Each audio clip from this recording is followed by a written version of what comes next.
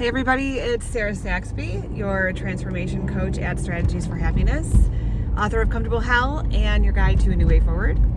And yesterday I was kind of talking about how, we waste time all day long. We're just buying time because something inside of us truly believes that eventually something might happen that's going to change and we're going to be happy and maybe, live this wonderful life. But we never really stop and think that we might have to actually take action or do something to make something happen. And then typically if we don't, then the universe steps in and throws a little curveball.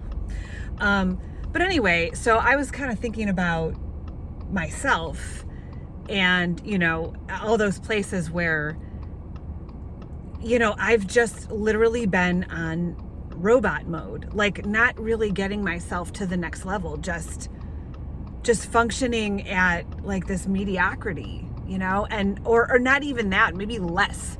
And it's like all my life I've dated people that, not every single person, but it's like, there was always manipulation and control, and I let people do a lot of shitty things to me, and I didn't hold them accountable at the time.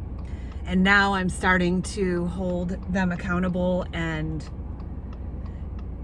they're kind of like, yeah, you need to get over it. That never happened. It's just like, what are you talking about? Yes, it did happen. You did do those things to me. But it's okay because it's growth for me. I'm at least sticking up for myself now. It's a little late, but it's never too late for me to finally start saying, yeah, you went into my apartment and had sex with your girlfriend on my bed. And yeah, you stole things out of my apartment and shit like that. And yes, all these things did happen. Get your head out of your ass. But anyway, so it's like I've dated people that, I knew weren't right for me. I knew it from the beginning, but it's like I just, and then I would always get depressed, like, a year in, and then I felt like I was stuck, so I couldn't do anything about it, and I just had to live this life, and I wasn't living any dream of mine. It was like I put everything on the back burner because I had to have this relationship, and I've, worked jobs that, that I don't enjoy. It's not like I don't enjoy the people and some of the stuff that I do, but it's like I always knew that I was an entrepreneur and I was here to, share my experiences and my knowledge and wisdom and things like that. But like, when did I think it was going to happen? If I just sat there long enough, did I think all of a sudden it was just going to fall in my lap and I was going to have, my own business and it was going to be thriving and I was going to have, the perfect relationship? And, especially when, I'm the kind of person that, doesn't stick up for myself and I just let people take things from me. And it's like, there's so much to learn. And you know how like therapists, they might see what your problems are, early on, but they can't just tell you. They can never just tell you because you have to learn, right? You have to change your consciousness around the situation, or, you're just going to keep falling into these same situations over and over again. And, I realize that for a long time, like there was no way that I had the consciousness around having a thriving business. And I didn't have the consciousness to have a healthy relationship. So I'm going through all of these things right now, and all of this stuff is just like waking me up, and it's crazy. And we know that, gosh, we're aware of how unfulfilled we are, right? We're aware that we're not happy. We're aware that we don't feel healthy. We're aware that we're not energized. We're also aware that we can't stand, our spouse, or we can't stand our job. We can't stand, maybe our current weight. We can't stand that we never have enough money, right? All of these things, it's like we know they're there, they nag at us, and we complain and we bitch, and it feels so good to like bitch to your therapist or bitch to your best friend or your cousin or whatever, and it's like, yeah, but then we're just doing it over and over again, constantly. And I lived this life. It's like up until this moment, like up until, I don't know, this time frame I'm going through right now, it's like I just couldn't get out of my own way. Even though I felt like I wanted these things, I thought maybe they would fall in my lap someday.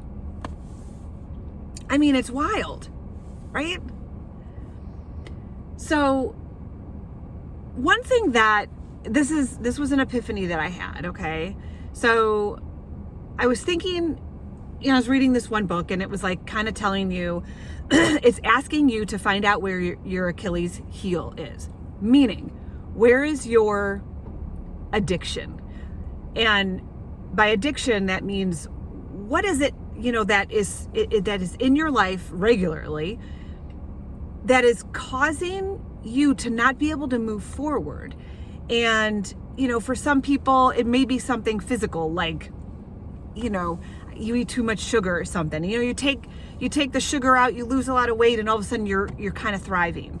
There's those physical things, right? Like food or drinking or, whatever, where it's really a big part of our day and it's a big part of our attention, social media, whatever, that it's, just by removing it, you could be living like a different life, right? Like, as hard as it would be to do. And I was trying to think about what this is for me. And I was like walking around my house and I'm like, going, okay, what is it? What is it? Because, I've given up coffee before, I could do it. It's not stuff like that for me. And I came to this epiphany that my addiction and what is holding me back from thriving beyond my wildest dreams is my addiction to being liked. Because I thought about that. And if I removed my addiction to being liked, meaning like addicted to having everyone like me, when people are going to like you, they're not going to like you. It doesn't matter what you do. Everybody knows that. Like, you could be the nicest person in the world and do everything that you think is fair, and people will still hate you. Just live your life, And I know it's easy to say because I haven't been able to do that yet, but shit. Like, do you know the freedom, how free it feels to not care if people like you or not?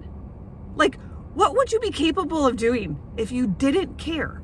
Like, think about where that is for you. And it might not be in the same spot, but it's like, if you didn't care if people liked you or not, because you were just going to be authentic you. And I don't mean go around hurting people, because that's not my plan. My plan is the exact opposite of that. I don't plan on being rude or anything like that. That's not what I mean. But it's like, it's exhausting. It is 100% exhausting to dance around and try to talk in a way that people will like you, or look in a certain way, or, oh, here, you take it, I don't need it, blah, blah, blah. And, like, here, you could take everything in our marriage. Take all of it. I don't need any of it. Take it. It's bullshit. And I was not liked. People hated me anyway for that. So my point is, man, if I give up not giving a shit if people like me, it opens up huge doors for me to just be myself. Like it or love it. Why does, you know what I mean? It's super exhausting to care. Super exhausting. And that's my addiction, because I'm just so afraid of that. And it's this epiphany. So like, think about that. Like, what is your addiction? What are you addicted to that if it was removed out of your life, if you just said, you know what, fuck it, I'm not doing this anymore, sky's the limit. I mean, it's something to think about. And, maybe my next episode, I'll talk about ways to try to funnel in, to what it exactly is, because sometimes it's hard to determine. I know that. So yeah, definitely. I think I'll do a video on how to come up with what your Achilles heel is, because I'll tell you what, once you remove it, it's like, whew, it's like a huge roadblock. So shoot me an email, sarah@strategiesforhappiness.com. Comment on Comfortable How on Instagram, Facebook, YouTube, and let me know your thoughts and follow me for more. Thanks, guys.